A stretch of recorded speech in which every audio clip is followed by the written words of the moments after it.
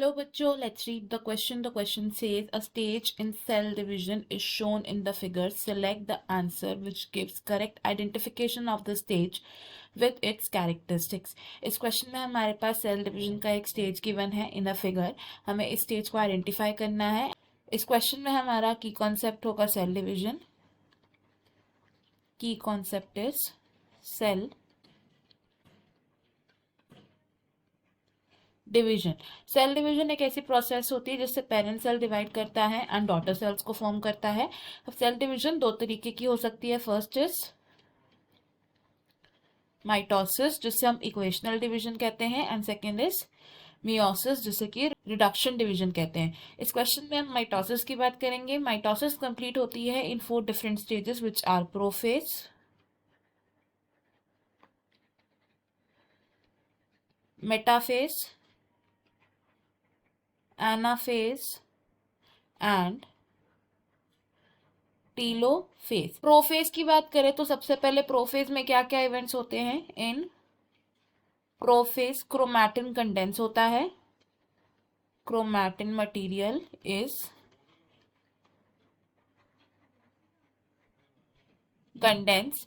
Second event of prophase क्या है कि इसमें न्यूक्लियर एनवलप डिसइंटीग्रेट हो जाता है. न्यूक्लियर एनवलप डिसइंटीग्रेट हो जाता है एंड सेल ऑर्गेनल्स जैसे कि ER and Golgi and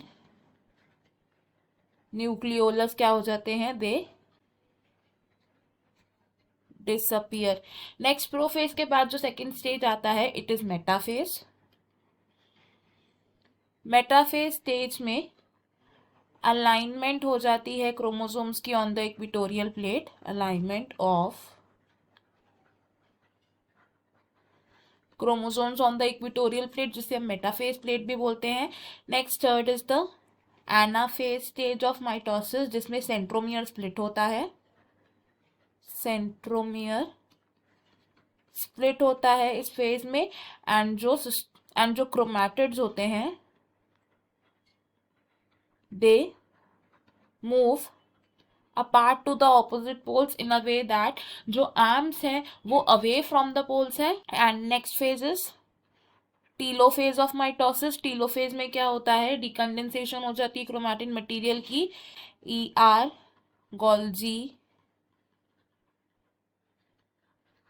nucleolus जैसे स्ट्रक्चर्स रीअपियर हो जाते हैं एंड साथ ही साथ न्यूक्लियर एनवलप भी रिफॉर्म हो जाता है. डायग्रामेटिकली अगर हम माइटोसिस प्रोसेस को देखें तो this is the first stage which is prophase. Early prophase में क्रोमैटिन मटेरियल की कंडेंसेशन रहती है and by the end of prophase यानी कि by the late prophase compactly packed chromosomes visible हो जाते हैं under light microscope and nuclear envelope भी डिसइंटीग्रेट हो जाता है.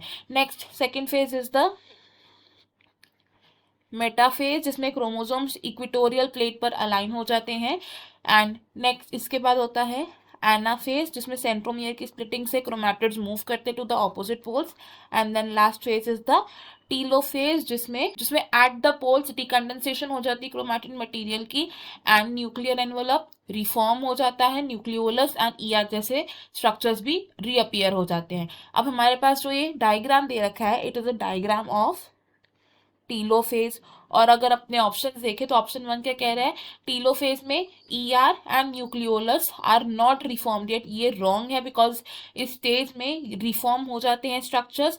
सेकंड ऑप्शन हमारा करेक्ट है. Third option and fourth option wrong है बिकॉज ये फिगर एनाफेज या फिर साइटोकाइनेसिस को शो नहीं करती है. इस क्वेश्चन में हमारा करेक्ट आंसर ऑप्शन 2 होगा. I hope you have understood it well. Best of luck. Thank you.